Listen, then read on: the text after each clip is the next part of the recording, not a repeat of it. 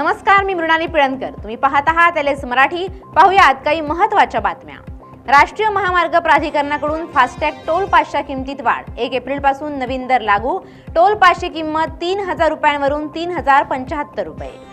आसाम, पश्चिम बंगाल, तामिळनाडू, केरळ आणि पुदुच्चेरी या राज्यांमध्ये विधानसभा निवडणुका आणि वेळापत्रक निवडणूक आयोगाद्वारे आज होणार जाहीर.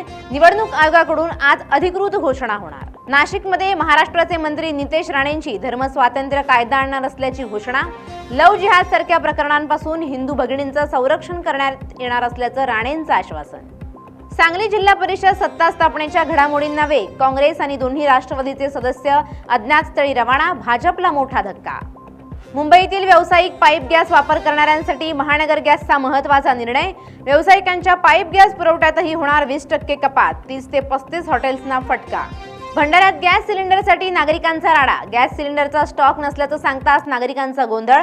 गर्दी पांगवण्यासाठी पोलिसांचा हस्तक्षेप. मालाड रेल्वे स्थानकावर नमाज कार्यक्रमाविरोधात कारवाई. स्थानिक मुख्य अधिकाऱ्यांनी तक्रार नोंदवली असून नोटीसही जारी. किरीट सोमय्या यांच्या तक्रारीनुसार गुन्हा दाखल करत कारवाई.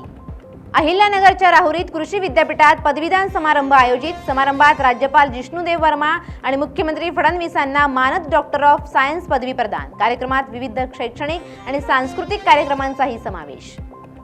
पुण्याच्या ओझर गणपती मंदिरात अन्नाच्या उरलेल्या पदार्थापासून बायोगॅस. बायोगॅस प्रकल्प गॅस टंचाईच्या काळात ठरला आदर्श. प्रकल्प ग्रामीण भागासाठी एक पर्यायी आणि पर्यावरणपूरक. नाशिक शहरात परप्रांतीय ठेकेदारांकडून सुपरवायझरला बेदम मारहाण. कामावर येणाऱ्या मजुरांना दुसरीकडे कामावर पाठवल्याच्या आरोपातून मारहाण. CCTV फुटेज समोर. या होत्या आताच्या घडीच्या काही महत्त्वाच्या बातम्या. अशाच महत्त्वाच्या बातम्यांसाठी पाहत रहा LS मराठी.